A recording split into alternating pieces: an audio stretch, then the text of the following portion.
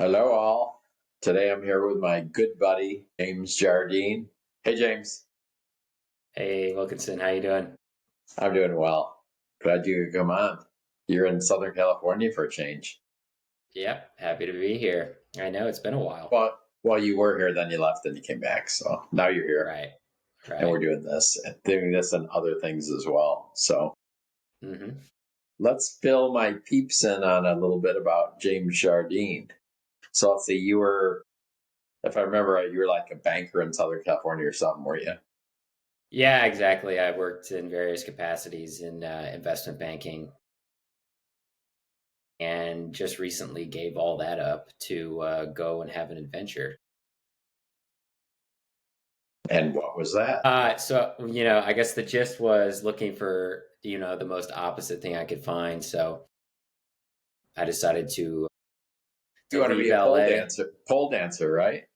Well, kind of, pretty close. No. Oh, No, so basically I'd left my job back in March of this past year and then decided to go and get an old Forerunner and, fix it up to live in some capacity. And then I did a road trip up the Rockies, a little bit of a snowboard safari up into Canada, and then eventually found myself on an Alaska salmon fishing boat.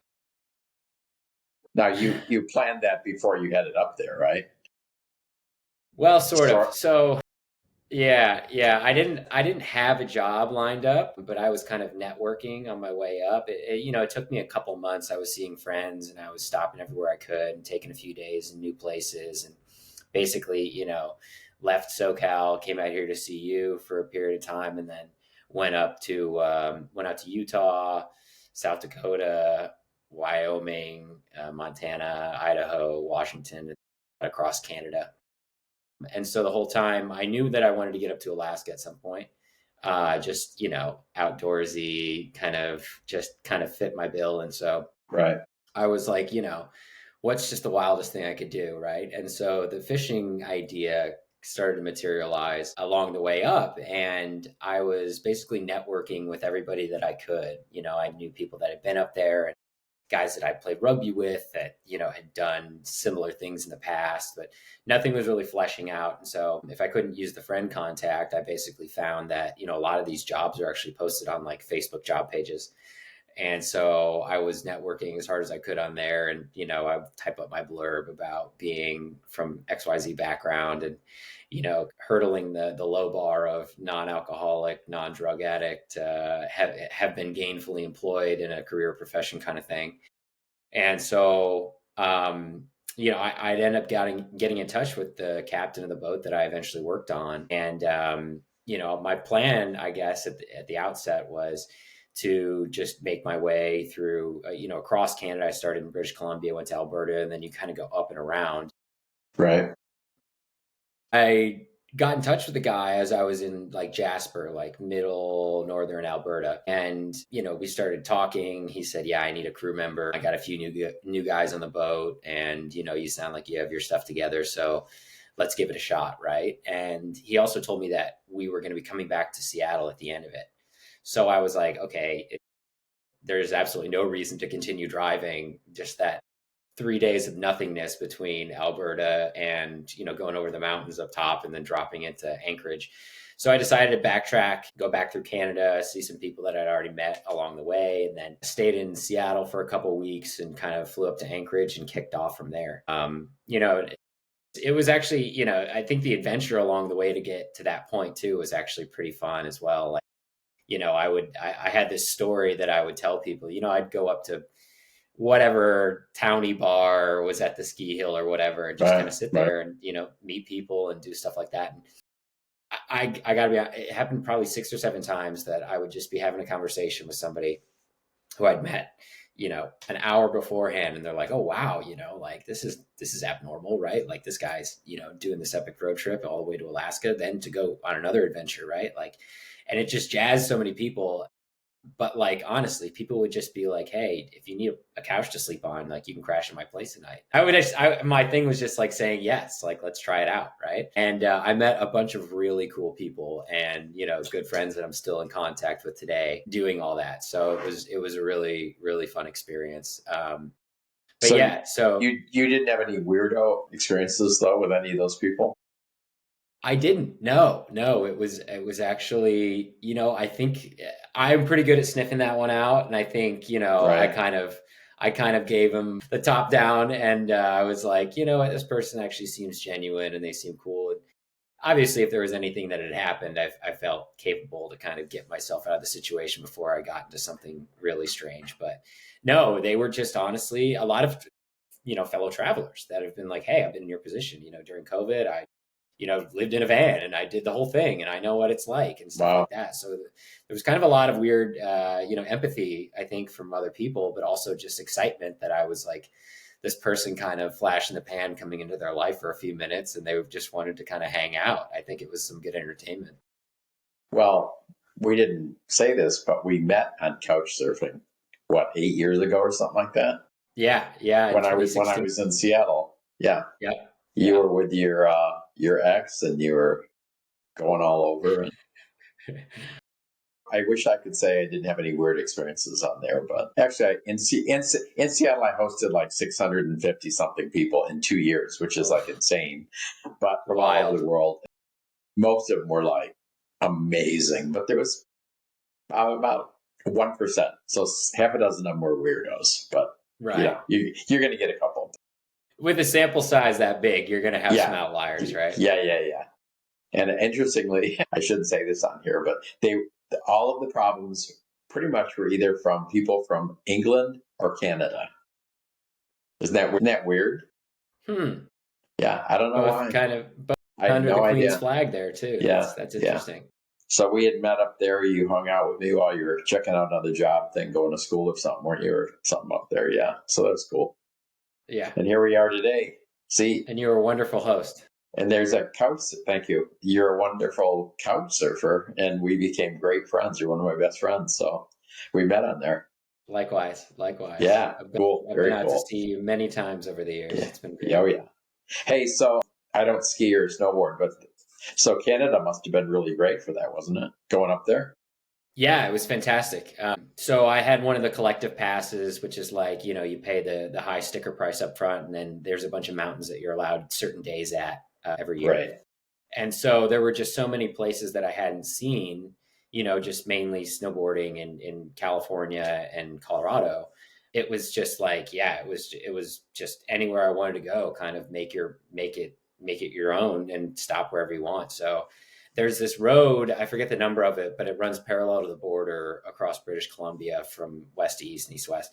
And it's called like the Powder Highway. And it kind of, there's a loop that you can Yeah. do as well, but Right. they call it the Powder Highway. And it's like some of the best snowboarding in North America just along this one road. And it kind of follows a riverbed. It's a beautiful drive up through the evergreens. And it's amazing. I mean, anywhere you want to pull over, you're like, oh, that looks rad. Like, let's stop in. Right. And so I did a So bunch of that. were you at ski resorts or were you just going up and down mountains and hills and shit? No, they were all resorts Okay. because Okay. you got to Well, have a you little said bit you of had that to pass, but infrastructure. yeah. Yeah. The gondolas or the ski lift is really the barrier to entry to get onto one of those. You can hike it, but like, how much hiking do you really want to do? Yeah. Not me. Not me. Yeah. No. Well, so you finally arrived in Alaska Right. And and you, so you I met let and how was the boat guy, the captain? Was he cool or he was a good guy. I think in an industry rife with questionable characters, he was one of the good ones. cool? Sober guy, third generation fisherman, Alaska native kind of guy, and he really knew his shit for sure. I got onto. I think it was a good crew. He cared about safety. He cared about just like doing things by the book in order to not put anybody in danger or anything because stuff goes wrong, right? It's Yeah. hydraulics and cabling and ropes and gear and heavy things above Ugh. your head, all the things that you kind of don't want to be on a moving object on, or have Yeah. around you. And that was pretty much 24/7. But so yeah, so the setup was I got on the boat and it was me and three 19-year-olds. one of which had commercial fishing experience, the other two didn't. And so that was its own learning curve, I think, for me, because I Right. ended up kind Right. of managing them. And then I So was you were also the the cook. you were the babysitter teacher or what?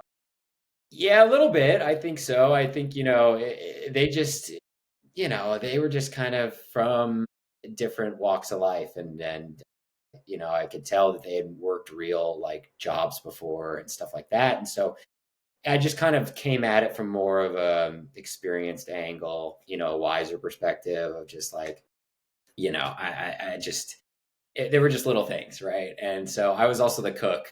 And so, I showed up day one and I saw them, dirt under their fingernails and they could only make cereal. And I was like, you know what, I'll Oh, take on this one. I'd rather, I'd rather have that not be an X factor on my, 6 month journey here. right. Right. And so basically, yeah, we left from Homer and we went out into the Aleutian Islands, which is, the island chain that stretches out Bering Sea on the North Pacific on the south. And kind of, we went way out there. I mean, a few thousand nautical miles, like deep. And it was us and a fleet of like 50 other fishing boats, all similar size, similar crew. And we were out there commercial salmon fishing for about 5 months. How, like, lengthwise, what are these little boats? I mean, they're not that little, but Sixty, they're not like an ocean 55, liner. 65 feet. Okay. No, Okay. no, no, no. Yeah. And they're Yeah. not, I know everybody's mind goes to, the Bering Sea crabbers on Deadliest Catch, right? Right. These With a these boats are processing plant on top. Yeah. No. yeah, Yeah. yeah, yeah, Yeah. yeah. Yeah. They're kind of floating civilizations because they know that they're not going to be anywhere near. Crabber boats are just, they have a different setup.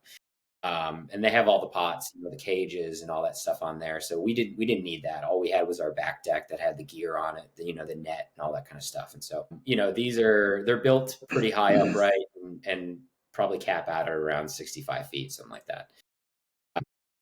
So yeah, so basically the gist was, each of us had our job on a daily basis. And, in the summer there, the sun essentially doesn't set for a good portion of it. So you're pulling 20-hour days and you're, staying awake on, we had an espresso machine, which was actually fantastic. So I was staying alive on espresso and calories at certain points. And then, just trying to keep sane out there. And what I guess my takeaway from that whole thing was, it's just it's an extreme amount of hard work and sweat equity that goes into just like call it that first link in the food chain of how stuff gets to what we consume every day, whether it's the farmer or the fisherman or the Right. hunter, or whatever, right? And it's just it gave me a totally new perspective on just what kind of labor these guys pull to make stuff happen and the danger and all that kind of stuff. But on the other side too, it also taught me a lot about what I need, which is not to almost isolation for months at a time, because you're so far out there, you're only into port every few days to, get gear or, offload or do whatever. And sometimes there's a week where you're just going back. Some of those, so the crab boats are actually like your offload boats when you don't want to come back to port. And so basically there'd be a week before you see land, right? And so, Wow. starts to get a little cuckoo, it it drained me, I think. We had Starlink, so I was in touch with friends and family and I was able to stay on. Just that lack of like being able to go to town and like if there is a town, and like go and Right. see people and have a coffee and chill out for a little bit. So So it was so a grind. that was the negative though, was the isolation. Yeah, I think so. I think so. And it's like I think too, if the crew was different, if I had some salty old dudes with a bunch of cool stories and Right. or some, some other guy like me or whatever, it would have made it a hell of a lot better. But Right. based on my situation, I just yeah, I felt like it was pretty isolating. Wow. Yeah. Did you get seasick No, I didn't get seasick. at I know all? that about myself too. No, none. And I never gotten it before since I was a kid either. I grew up on boats and never got it. But Wow. we were in some gnarly stuff, right? Some real rolly 10, 15 foot kind of like open ocean spell type stuff. And, we also took turns driving the boat. We would do 3-hour shifts between four people, right? And then we'd run the clock over every 12 hours. And that's when you're going in between long distances, like when we were going out there, coming back, if we were going to run a different kind of thing, if we weren't fishing at the moment, whatever, going to a different port. And so, you're up there on the bridge and you're driving, but you're really just moving the GPS is what you're doing. But you got to keep your eyes peeled. You don't know if there's going to be some tree that's floating in there somewhere, if you're getting close to shore, if you're off the line, if somebody falls asleep, whatever. Like it's the real deal. But when you're in those swells and you're kind of coming over the top and you're looking straight down on a wave, you're like, this is a little sketchy. So were the 19-year-olds, I don't know if you're driving or steering, whatever you call a boat, so Yeah. were they doing that in those Every big everybody had to storms? do it. Yeah. Yeah. Because I mean, I don't know that much about boating, but if you go the wrong way, couldn't you tip over in those waves? Yes. Yes. And Oh, Captain too. So I think my take from like what he said is when you're on the boat, like he is, you're almost year round. You're not really sleeping when you're sleeping kind of thing, because you're always in tune with what's the noises and the which way's the boat listing over and which right. way. So I would think, if I wasn't in any of those situations where it was like really bad, but I would think that he would have taken the wheel if he'd have felt like, okay, this is getting a little heavy here, because like you're crashing on waves and stuff like that. So he was really dialed in on all that stuff. So, Right. but no major issues on our boat for sure. Well, that's cool. Yeah. What'd you like most about it? Just the raw nature. I mean, I would pinch myself, honestly, like in between, drowsiness and, we're out there at 5 a.m. and, watching the sunrise and watching an orca and, orca pod come across the bow of the boat, Wow. or seeing bears on the beach. And like, we would stop at various little places, anchor up, take the little Zodiac over and go beach combing. I found a walrus tusk. I mean, a bunch of sea glass that, this stuff comes from Asia like 50 years ago, washes up on the shore in the Bering Sea. Like, just crazy stuff, and like I would always kind of try and bring myself back to the fact that like I did this for the experience, I wanted the experience, and this is the experience, right? And like just it's just there's nothing out there. It's just untouched. It's really cool. Did you ever see any like floating islands of plastic or any of that shit that we hear about? No, we didn't. No, And probably because of the way the currents are, right? yeah, that those things collect in certain locations based on the way the water moves. And I think we were out there and I just never saw any, Stuff would wash up on shore. Like you'd see boots and old nets and all sorts of crap that fell off of other boats, and probably No, never, no bodies. no bodies, no feet in the boots. No. Wow. Yeah, that's kind of creepy. Yeah. Uh, so did you see any weird stuff up there? Did you say you saw Yeah. something with another boat or something? You told me Yeah. before.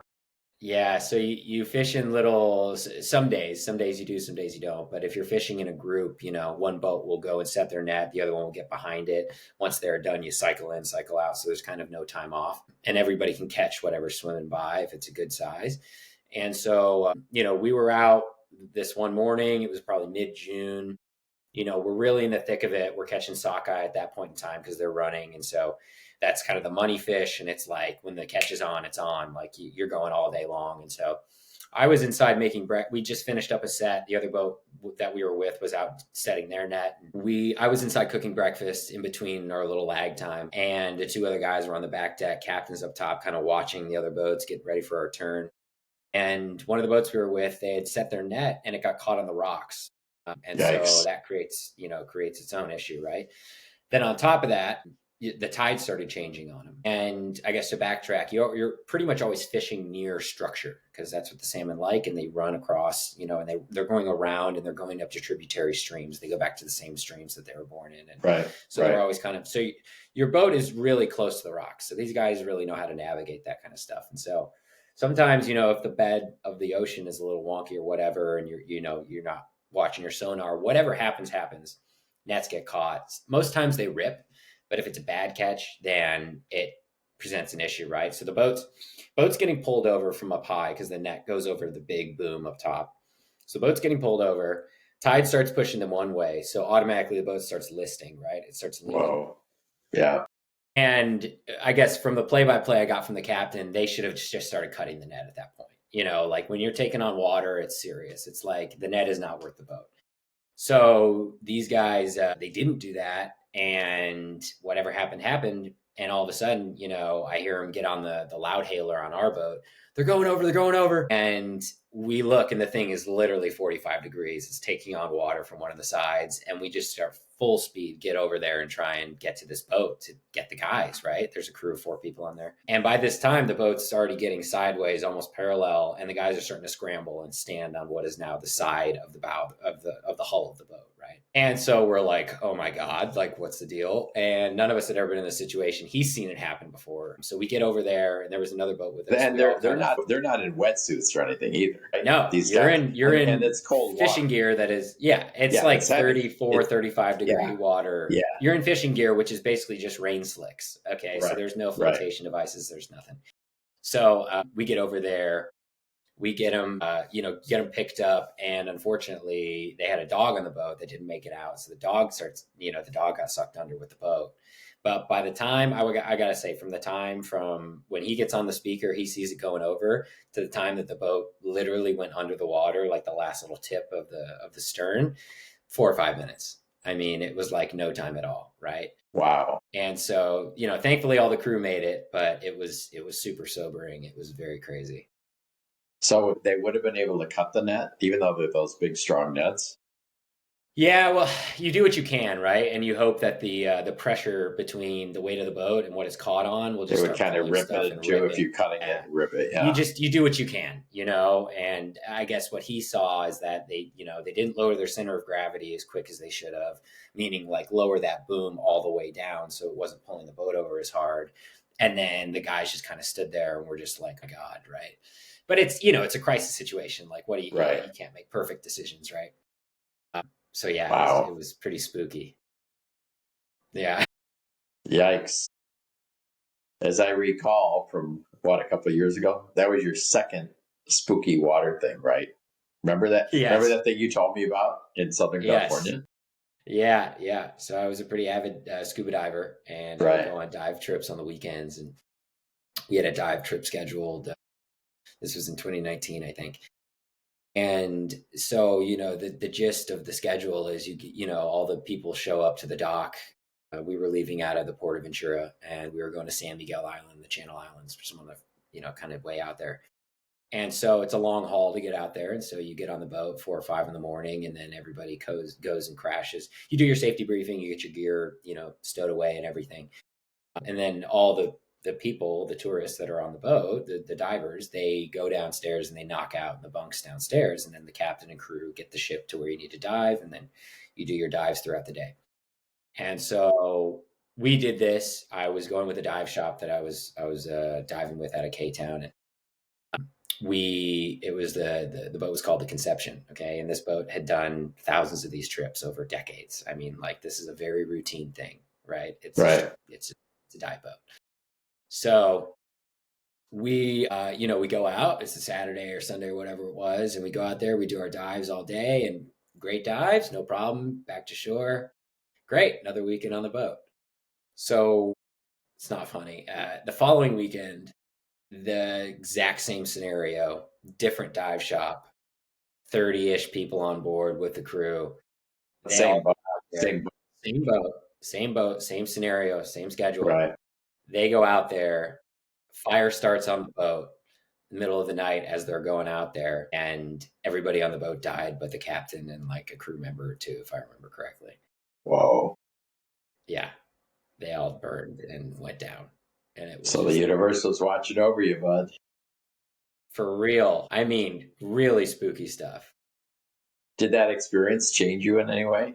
Because that was a close call. It was a very close call. Everybody that makes I told you think, to, right? Yeah. Yeah. Everybody that I told it to, their jaw was kind of on the floor. And we're like, so that was kind of my, that was my wake up. I was a lot younger than I am now, but like, that was my wake up of like, wow, this kind of, geez, some of these extreme activities I like to do can actually not go my way sometimes, Right. Was there any, I just thought of this, was there any connection between that experience and then connecting the dots to a few years later, ditching the whole banking scene and all that stuff? Was there any connection there or not? This is something that another thing I kind of figured out about myself is that I'm a pretty aquatic person. Like I enjoy the challenge of extreme, and I think there's no way to know, no better way to know that you have no control than being on water. I got to be honest. And, and it's funny because you'll see the difference between people who've been around water a lot and people who haven't. And is that the people who've been around it a lot are always a little uneasy because they're thinking through all the shit that can go wrong, right? And they're like, I've seen this before and we got to watch out for this and stuff like that. But then you have the new guys who are like, oh, yeah, this is great, gee whiz. And so, I think, I don't know if there was a connection there, but I knew that, like, I know that I'm always going to live by a coast. I know that I'm always going to be out there surfing, scuba diving, doing stuff like that. Maybe it's something in me. The fishing boat was very on brand if I think about it in kind of a broader sense. Yeah, I mean, I don't do much boating stuff, but yeah, as you know, I had a place on the water up by Seattle, and that Mm-hmm. I love being by the water. And now I'm Yeah, in it's the amazing. desert, which is like the absolute opposite. Humans are not made to be out here. But as beautiful as that was, you know what I miss the most up there? The But smell of the salt water. That's what I miss. And some definitely. people don't like that smell. It's like, oh, that seaweedy smell or whatever. But I loved it. It was really cool. No, it's amazing. It's just filling your lungs with that brine and all that. You're just like, oh yeah, Yeah, this is nature, It's like being on the top of a mountain, you know what I mean? It's just those extremes. You're just like, oh right. yeah. Well, I love mountain stuff too. I used to run Hey. away in the mountains up in Seattle. Yeah. Mhm. I need three places: water, mountain, and desert. There you Yeah. go. And that ain't gonna happen. Not many people can say that. Hey, let's switch gears. Hmm. Oh, let's talk about when you were a couch surfer up in Seattle. You were with your ex. Hmm. And what do we do? So if I remember correctly, so she and the background there is we'd done a road trip from LA up to Seattle, and we'd camped in the redwoods, and we'd stayed on a cannabis farm, and we'd just done a bunch of wacky stuff. We started the trip with going to. Plus you did a burn. You were a burner too, right? That's The right. So Burning I Man. was gonna say Yeah, we started the trip with Burning Man, yeah, and it was just an epic. It was just like we both met abroad. We were both working abroad, and then decided to come back. And she was the impetus for me to actually move to LA eventually. But Wait, you met we abroad? didn't. Who was the broad? I'm kidding. Nice. Anyway, got it. No, yeah, no, we met living abroad, and we gone out to the burn and then went up north, and we were trying out couch surfing for the first time, which it started out as a blog in the 90s or whatever, and now it became an app. And we'd not really done it that much. We'd maybe stayed 1 or 2 nights of like a multiple month kind of road trip here. And so then we get up to Seattle and we're like, we want to kind of spend some time in Seattle. And so I started looking at hosts, and I saw that you were like top host in Seattle. And I was like, okay, yeah, let's try this Yeah, guy out. So we messaged, and I believe my profile picture had us at Burning Man, like in our fur, like doing whatever. And the messages were something to the effect of like, you guys look like an interesting couple. Like, I would love to. I'm a photographer. I would love to photograph you guys if you're up for it. In like your furs or whatever. And so I didn't really read into the whatever, but I think that's where, yeah, yeah. So we get up there, and you're like, we'd been there for maybe a day or so, and you're like, do you want to do some photography stuff? I'm like, sure. And then you pass over a release form, and I'm like, release form, huh? Okay. No, but we ended up doing some couples photos, some individual photos with the furs, without the furs, etc. without anything. Naked, Yeah, yes, yeah, as yeah, well. Yeah, yeah. And I think the first yeah. tell was when I went into your house for the first 2 minutes there, and I look around. There's a bunch of nude male photography coffee table books floating around. And I go, okay, okay. Well, they were my books, though, right? They were Yeah, my that's what I books. So mean. yeah, Yeah, yeah, your yeah, books, right? yeah. Yeah, It's a tough job, but somebody's got to do it. I know. All right, so let's flash forward. Over the Mhm. years, we were great friends. Then you're telling me, oh, I quit my corporate job. I'm traveling the world. I'm doing all this. So I had an idea. And Mhm. I go, of course, the ex is gone. She's out of the picture by now, right? So it's just you Right, doing all this stuff. right. So So I think James is a really good looking guy. I'm gay. He's not. Such a But hey, charmer. what the hell? Yeah. All my followers and fans are gonna like this guy. So of course, you had signed the model release. So I stuck some of the photos from Seattle that I took up there, and I Fucking put them model on my. release. I put it on my. Well, you were okay with it. Come on, I it know, wasn't like I know, I know. you're making me I sound know. like the evil guy. Come on, you were totally. No, not at all. Not at all. Not at all. You knew what you're It doing. was extremely comfortable. Plus, you were running around naked at Burning Man. Come on, let the truth be told Yeah, here. it's fair. Yeah, it's a fair point. Yeah. I didn't see that. So anyway, so I think I'm going to do a little experiment, and then I'm going to approach James with an idea. So I throw on some of your pictures from Seattle, and I kind of dribble them onto my Twitter, now X, once in a while. And of course, it was like, bam. So the first four pictures I put on there, I looked the other day. I think it's had 565,000 views on it. It's insane. So I do that, and then you were here, as you said, before you went to Alaska visiting, and I threw the idea out. Hey, this is something you might Right. want to think about. And you go, I mean, you warmed up the idea, and then I kept posting the stuff, here and there with your, you knew about it, and so I think you're up to like, I don't know. Last time I checked a while back was like 2.7 million views on your stuff, and they absolutely love you. They love you. They know you're straight, but they still love you. Wild. So, so I love we're doing a little business venture here where we're going to create an OnlyFans and it. Indeed. have James Jardine on there. We're gonna walk on the wild side. Yeah, yeah. So, how's it been getting to that point for you Yeah. personally? My audience is mostly gay guys. There's probably some women that look at some of the stuff, but and they love you and they say all this amazing stuff about you. So how does that feel? Well, first off, it's appreciated.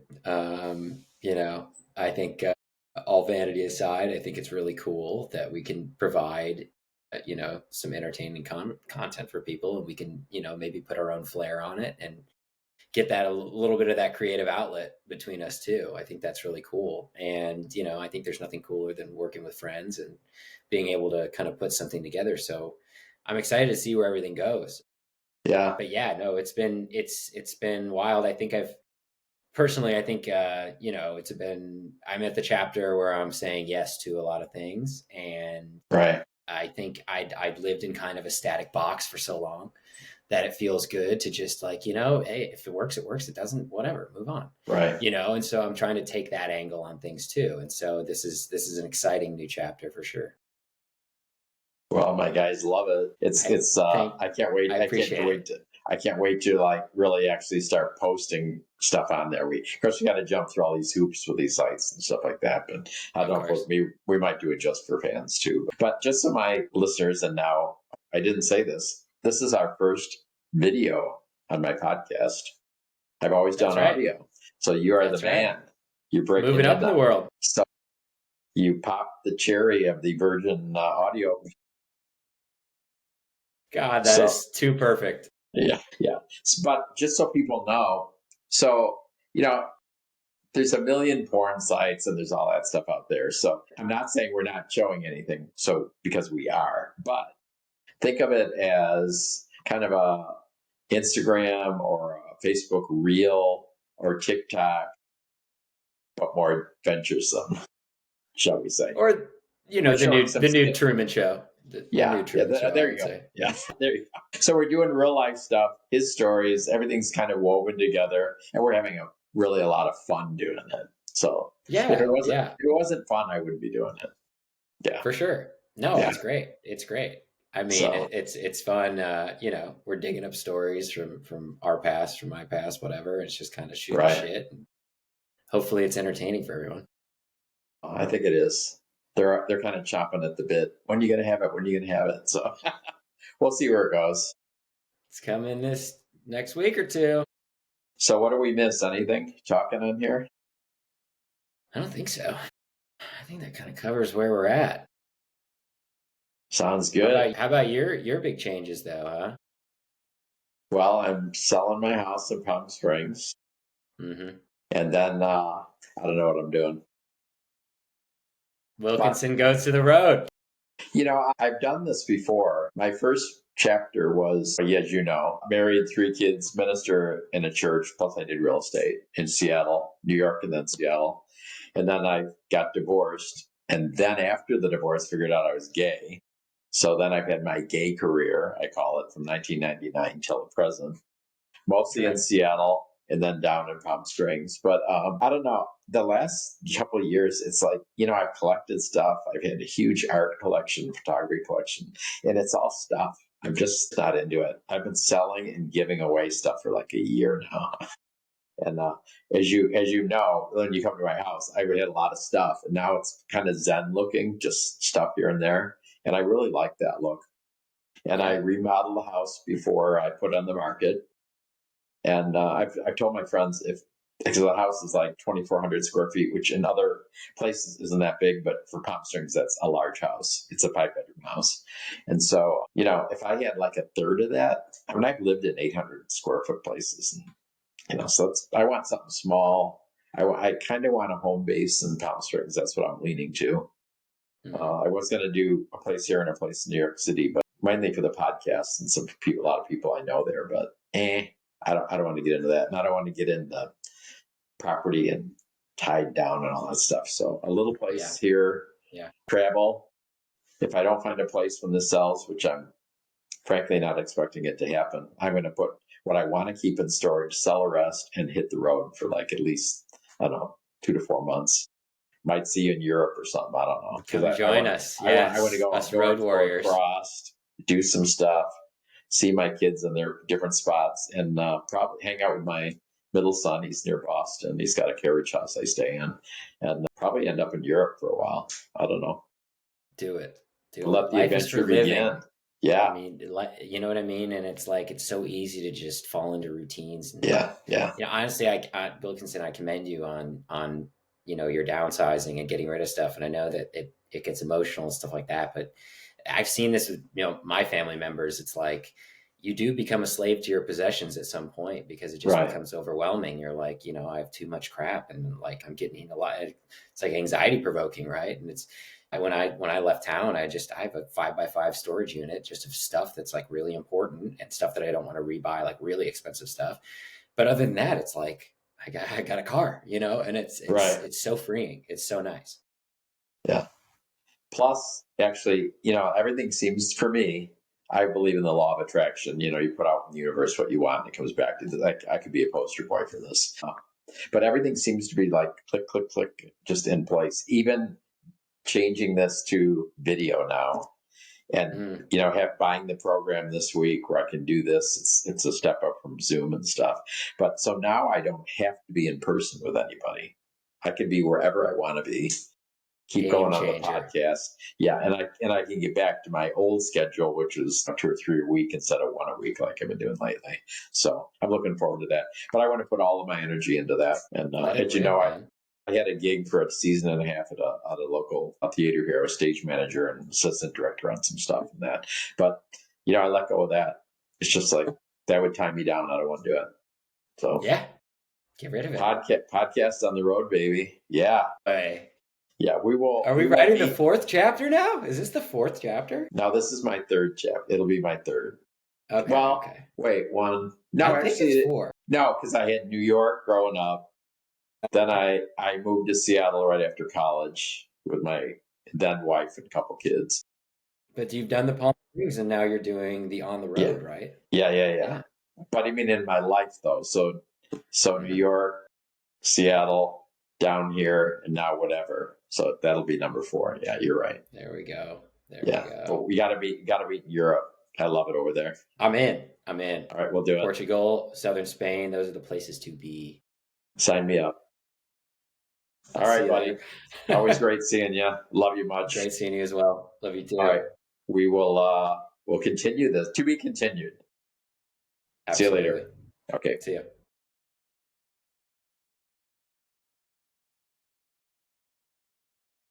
How do I stop this? I don't know. There you go.